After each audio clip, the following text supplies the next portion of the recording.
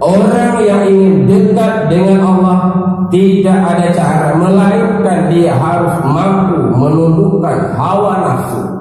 Banyak orang bodoh, kata Imam Al-Ghazali, itu disangka niat yang baik. Dikatakan bahwa jalan menuju Allah itu adalah jalan yang jauh.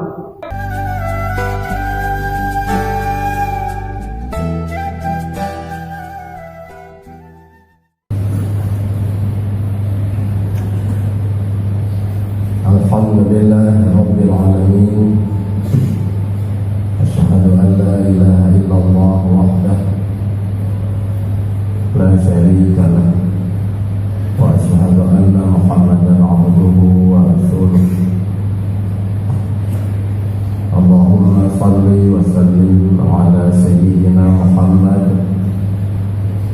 wa ala alihi wa sahbihi ajma'in. Ati'u Allah wa Rasul la'allakum tuflihun. Inna Allah wa malaikatahu yusholluna 'alan nabi. Ya ayyuhalladzina amanu shallu 'alaihi wa sallimu taslima. Jamaah yang dirahmati Allah, alhamdulillah hingga detik ini, hingga hari yang mulia ini, kita masih dikaruniai oleh Allah berbagai macam kenikmatan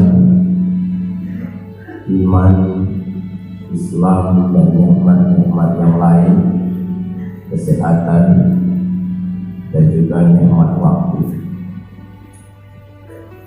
sehingga kita masih dapat hidup dan masih dapat menjalani berbagai kewajiban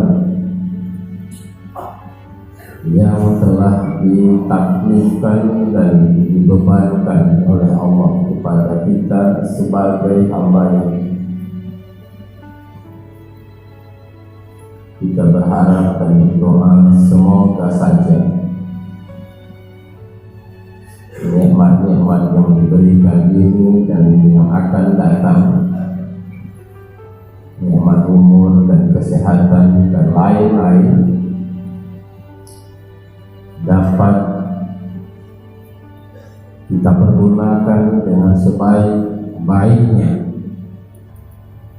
untuk mendekatkan diri kepada Allah Subhanahu wa Ta'ala, untuk beribadah kepadanya, untuk menempuh jalannya dan melaksanakan segala macam perintah-perintahnya.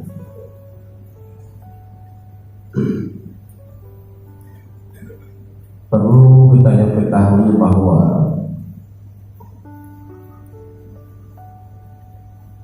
jalan ibadah itu adalah jalan yang sukar dilalui.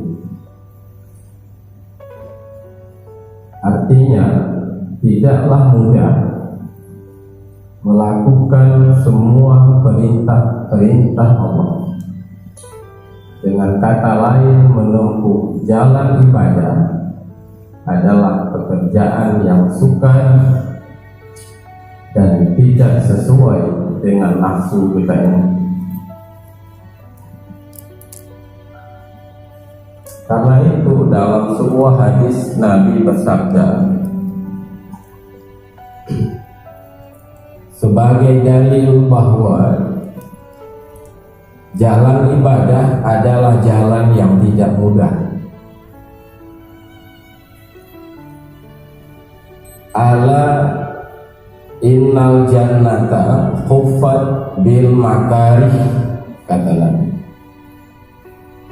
Surga itu atau jalan menuju ke surga itu dikelilingi oleh berbagai makarih, oleh hal-hal yang sukar,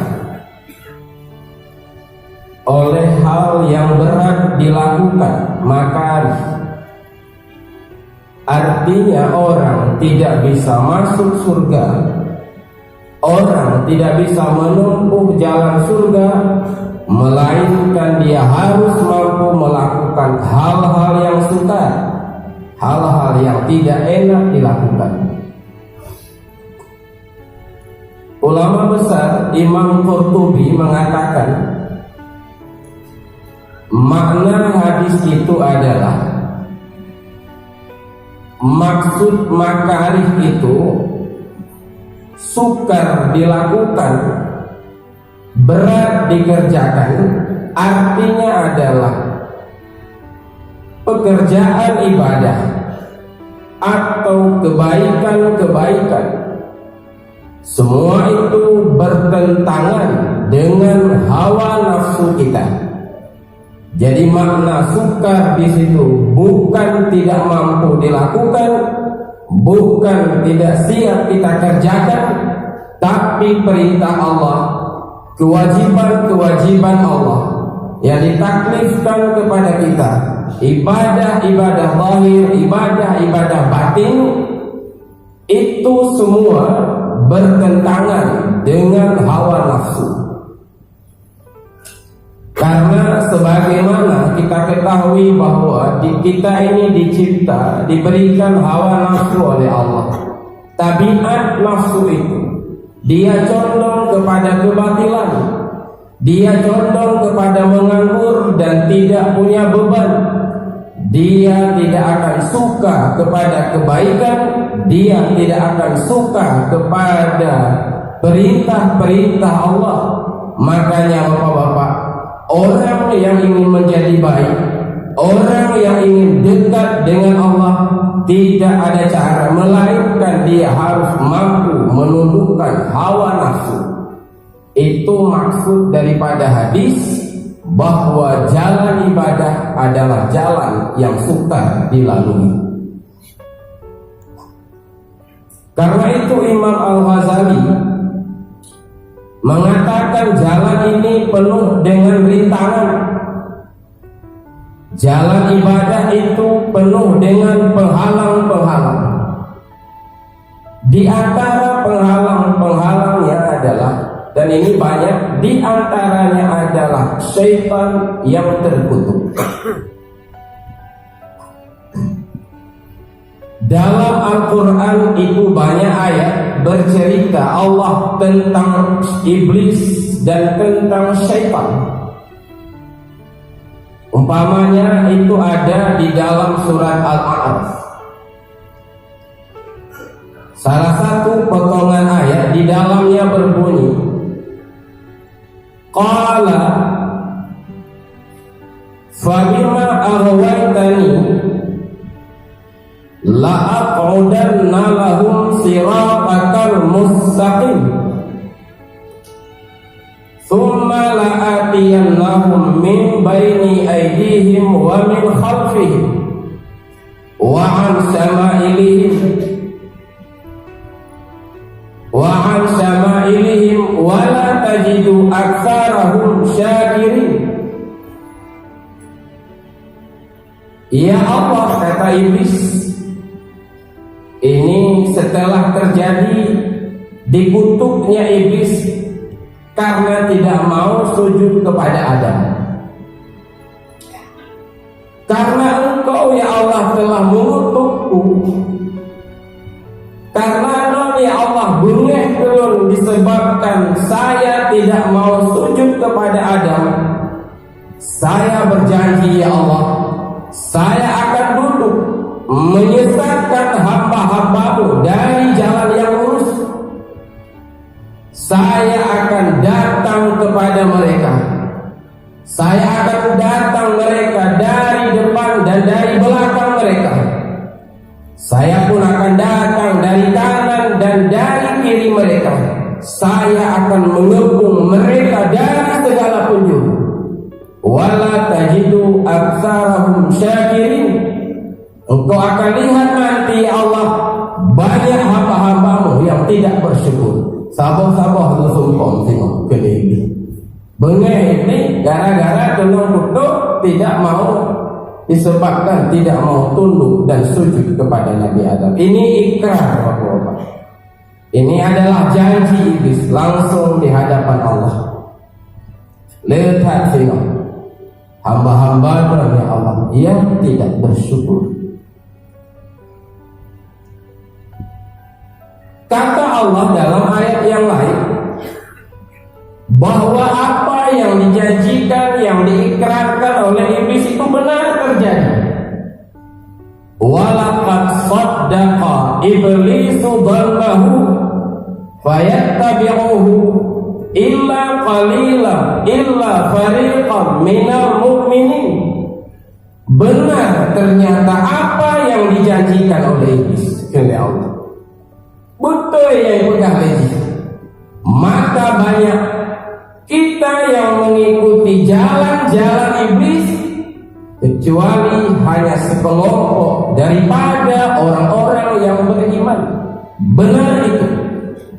Laginya mengaku firman Allah dalam Al-Quran. Jadi kesimpulan Bapak-bapak, para jamaah sekalian, syaitan atau iblis itu salah satu penghalang terbesar dari penghalang-penghalang yang lain.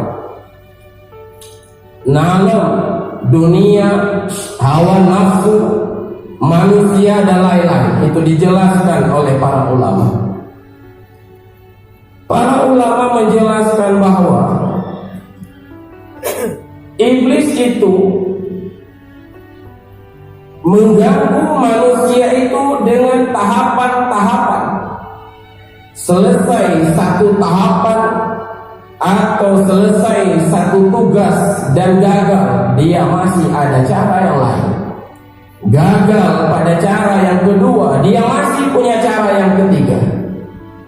Ini banyak. Pertama adalah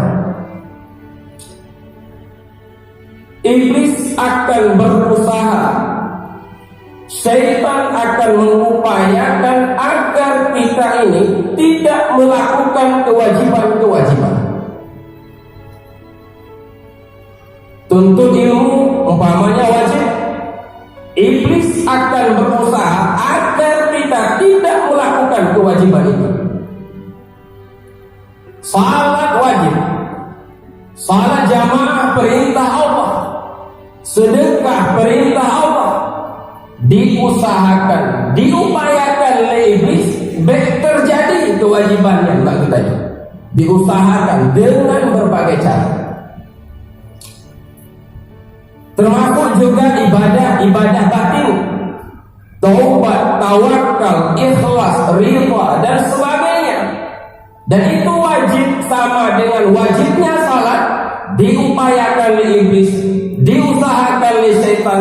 Jangan itu terjadi atau dapat kita lakukan.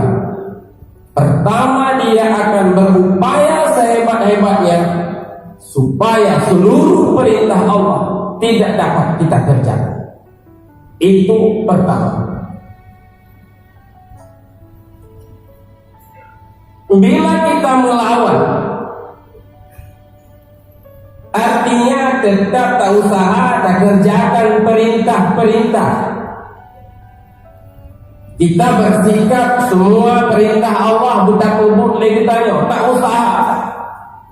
Kita bersikap untuk melakukan semua, baru iblis masuk dengan cara yang kedua, ya'muruhu bitaswif. Dia akan memasukkan penyakit ke dalam batin kita, adalah penyakit taswif. Taswif adalah ingin beribadah di waktu yang akan datang. Yang kecil lahir penyakit itu katanya.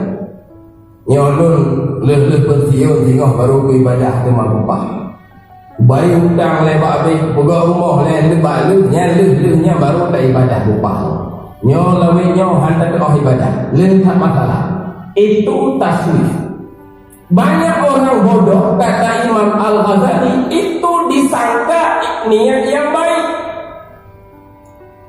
Coba Pak, pamannya kita katakan nanti saya setelah ini, setelah itu akan beribadah dengan benar. Itu banyak orang menyangka itu niat yang baik. Padahal Pak, itu bukan niat yang baik. Itu adalah panjang angan-angan ulul amal, dan ulul amal adalah maksiat yang murni.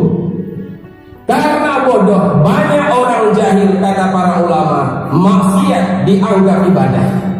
Ulul amal diantaranya, tasrif diantaranya. Sebenarnya itu maksiat yang murni, tapi karena kebodohan kita menganggap itu adalah sebuah cita-cita yang mulia. Taswif pertama oleh ini. Maka kenal penyakitnya makanya, tengok tertumpah loh dan sebagainya. Ya bang, ajak menzikir. Oh, memang nak rencana aman kau baca sikap loh. Nah, itu dia. Nyali dalam kampung. Nah, itu perlu diketahui, itu adalah tipu daya setan yang kedua. Ya'muruhu bitaswif.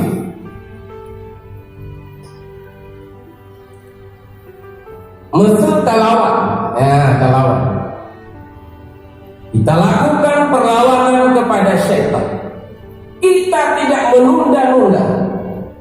Karena kita sadar dan karena kita menyadari betul bahwa usia tidak tentu.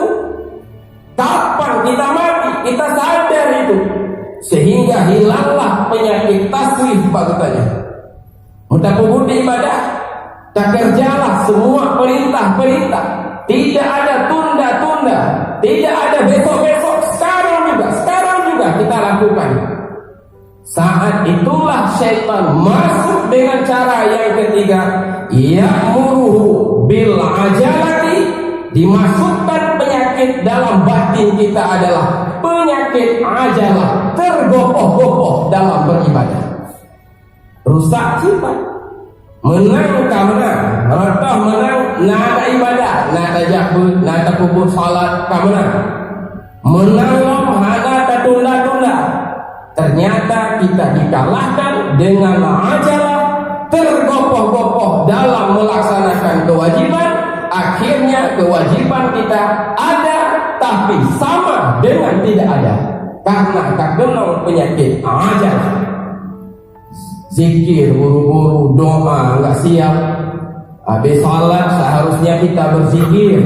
Habis salat seharusnya kita baca Allahumma antas salam dan sebagainya. Subhanallah, subhanallah, alhamdulillah, alhamdulillah. Itu zikir maksud.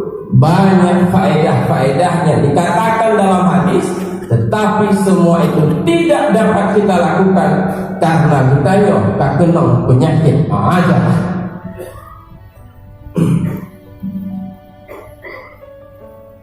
Bila kayo menang, ya kamu menang, karena ajalah, tidak tergopoh-gopoh, gagal iblis, dimasukkan penyakit ke dalam batin kita, tergopoh-gopoh itu sehingga kita menang, baru iblis dalam cara yang selanjutnya, dia memasukkan penyakit ke dalam batin kita, penyakit ria. Kamu tuh tergopoh-gopoh, hanali, tak tunda-tunda, hanali, ibadah, kata kerja, kamu menang. Redoh kitanya binasa, penyakit ria, penyakit munafik ditanam dari iblis ke dalam batin kita. Ronan tanya-tanya. Nah, karena itu ini yang menjadi titik persoalan yang berkaitan dengan judul materi hari ini, judul ceramah, yaitu soal keikhlasan. Makanya bapak-bapak, ya, dari uraian yang tidak mendalam tadi, yang tidak begitu bagus, mungkin kita dapat mengambil pelajaran, kita dapat mengambil iktibar bahwa keikhlasan di dalam ibadah, dan ikhlas adalah salah satu ibadah batin. Ternyata tidaklah mudah menjadi orang mukhlis itu, tidaklah mudah melakukan keikhlasan itu. Banyak kita melakukan melakukan kewajiban, banyak kita melakukan salat, puasa, sedekah dan sebagainya, itu didorong oleh sesuatu yang lain yang intinya bukan karena Allah. Itu suka melakukan ibadah dengan ikhlas, memberikan sedekah dengan ikhlas, mengajar dengan ikhlas, berceramah dengan ikhlas, tampil ke depan dengan karena Allah dan sebagainya. Apapun kewajiban itu perlu diketahui tidaklah mudah, Pak. Sukar sekali. Makanya dulu di dalam kitab-kitab yang ditulis oleh para ulama dikatakan bahwa jalan menuju Allah itu adalah jalan yang jauh. Tajak ba Allah yang berarti jak ba tempat jauh. Sukar sekali.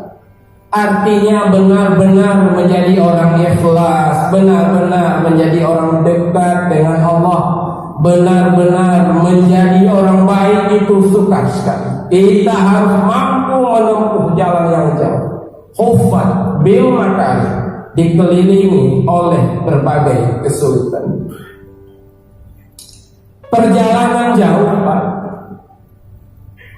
Sejauh apapun tetap sampai dengan adanya 5 syarat. Lagi contoh tajak Mekah atau ke tempat jauh yang lain.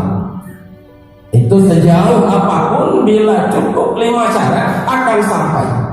Pertama harus ada bekal. Benapeng ya, benapeng 20 juta yang tajak haji. Benar bekal. Setelah bekal ada, harus ada kendaraan. Napeng, hana pesawat tidak juga sampai. Hansip syarat. Peng gana, sabun bumi, peng mahana kapal itu hana tu. Ada bekal, ada uang, ada pesawat, belum cukup. Kita perlu kepada pilot yang ahli, yang mampu mengendalikan pesawat dalam cuaca bagaimanapun, hujan, angin kencang bisa dikendali. Kita butuh kepada pilot yang ahli. Nah pesawat, hana pilot kapal itu nyawatanya hana ahli bidangnya, lagi musibah. Perlu kepada pilot. Pilot pun pilot yang benar-benar berpendidikan. Hanya cilik-cilik pilot.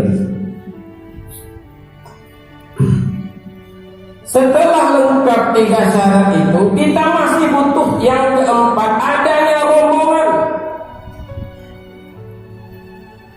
Ada pesawat, ada bekal, ada pilot, tapi nggak ada rombongan. Naik terbang sih pesawat, Pak, nggak ada kuota. Sitro, wah jejak sitro itu. Jak zero, hanya jak zero. Tapi untuk building dekat rumah itu boleh.